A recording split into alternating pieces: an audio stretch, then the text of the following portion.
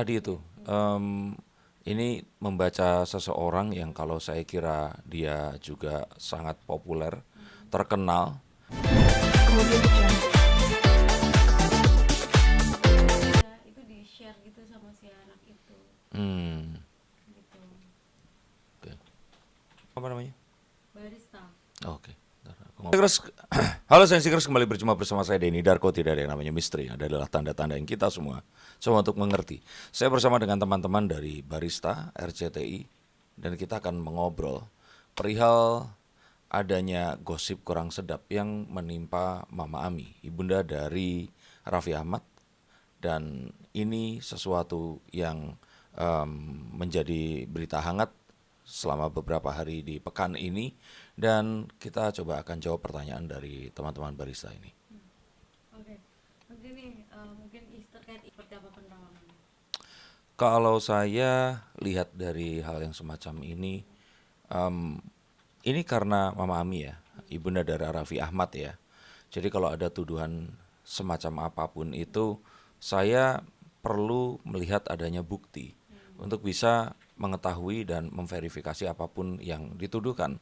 Karena sangat mudah untuk em, ya Mama Ami atau Raffi Ahmad ini menerima ketidaksukaan atau tuduhan dari banyak orang, sehingga kalau apapun yang saat ini ada, ya saya harap untuk tidak percaya kecuali memang ada bukti di sana. Ya. Tapi benar nggak sih kira Mama Mami itu punya hubungan sama orang yang sudah beristri gitu, pria? Kalau tadi itu, ini membaca seseorang yang kalau saya kira dia juga sangat populer, terkenal, dan kalau ditanya apakah betul atau tidak, maka tadi saya katakan ini nggak bisa kita ungkap secara langsung kecuali memang ada bukti. Apa tuh? Enggak dekat banget. Oh.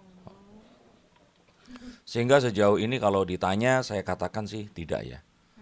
Cuman kalau ternyata nanti berikutnya bukti mengemuka, ya mungkin kita akan bisa katakan lihat buktinya itu tadi. Tapi saya belum melihat adanya kemungkinan bukti itu akan mengemuka. Tapi jika mungkin benar, mungkin apakah akan terbongkar perihal ini? Kalau terbongkar atau tidak, tadi saya katakan kembali bahwa ini tuduhan yang pasti tidak main-main. Akankah terbongkar? Saya pikir ya kalau memang bisa ada hal tersebut pasti akan terbongkar. Tapi kalau yang saya rasakan dengan tidak terbongkarnya atau tidak munculnya bukti, saya jadi meragukan adanya berita itu tadi. Oke. Mungkin dengan adanya isu ini mungkin akan berpengaruh gitu nggak sih sama nama besar Raffi Ahmad? Saya pikir nggak ada pengaruh apa-apa ya. Bahkan kalau ditanya mungkin ya semakin dibicarakan karena saat ini ya itu satu hal yang pasti awalnya dikait-kaitkan dengan perceraian dari adik Raffi, atau terus kemarin juga kasus yang menimpa Syahnas, dan ini tentu saja bukan sebuah hal yang nggak bisa kita kaitkan dan pasti ada kaitannya dengan tuduhan-tuduhan yang muncul sebelumnya.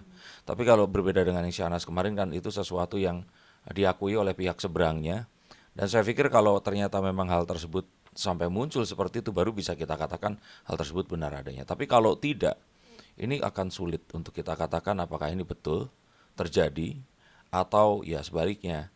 Karena kalaupun seandainya di sini dikatakan terjadi juga, kalau cuma satu pihak yang mengakui, satunya lagi enggak, ya ini sesuatu yang enggak akan bisa kita katakan. Tapi saya lebih melihat bahwa ini satu tuduhan serius yang memang ditujukan kepada seseorang yang sangat populer, yang kita nggak akan bisa langsung bilang iya atau tidak tanpa kita melihat sebuah bukti yang akan dimunculkan. Nah, saya melihat bahwa dalam waktu ke depan ini nggak ada sesuatu yang saya kira akan dikhawatirkan. Oke. Mas Dewi, mungkin apakah kalau dilihat ya Mama Mami ini akan membuka hati gitu nggak sih setelah 15 tahun bapaknya Raffi meninggal? Saya kira untuk seorang wanita ya berusia seusia Mama Ami ini bukan sebuah hal yang mudah. Bahkan untuk seorang wanita yang jauh lebih muda, misalkan usia 30 40-an, yang masih ini ya, kalau saya kira usianya itu di atas 20 tapi di bawah 30 tahun itu, saya pikir ntar aku ralat. Untuk seorang wanita seusia Mama Ami itu saya pikir pasti akan butuh sebuah motivasi dan juga satu dorongan untuk agar dia bisa membuka hati dan bisa memiliki hubungan dengan seorang pria, karena saya pikir hidupnya juga sudah cukup bahagia dengan anak-anak, menantu dan juga cucu-cucu di sekitarnya, sehingga kebutuhan akan seorang pria ini haruslah sangat butuh sebuah motivasi yang besar agar dia ini mau untuk bisa ya memiliki hubungan, mengingat lagi bahwa em, apakah ini akan jadi sebuah cinta yang tulus ataukah karena pria itu pun mau menikahi karena ya afiliasinya dengan Raffi Ahmad itu tadi. Oke. Kalau dengan adiknya mungkin nasib rumah tangga seperti apa sih, Nisha? Nisha, Iya. Nisha yang baru bercerai ini, Iya, kalau yang saya lagi proses. ya proses bercerai ini kalau saya kira dia masih punya kesempatan dan ada sebuah kemungkinan besar dia akan menikah. Menikah lagi? Menikah lagi, saya melihat itu. Dan ini seseorang yang kalau saya lihat itu memiliki karakter yang berbeda dengan suami sebelumnya, memiliki karakter berbeda dengan saudara-saudaranya. Jadi kalau saya lihat seorang pengusaha, ini akan bisa terjadi. Artinya cerai ya, nggak akan ada rujuk ya? Saya kok melihat lebih ke perceraian karena ada sebuah dugaan bahwa ini adalah sesuatu yang sudah lama terjadi, bukan sesuatu yang baru-baru saja seperti itu. Tapi emang adakah orang ketiga atau ada KDRT sehingga Nisha itu menggugat cerai gitu? Kalau orang ketiga kan dikatakan memang nggak ada ya kemarin ini ya.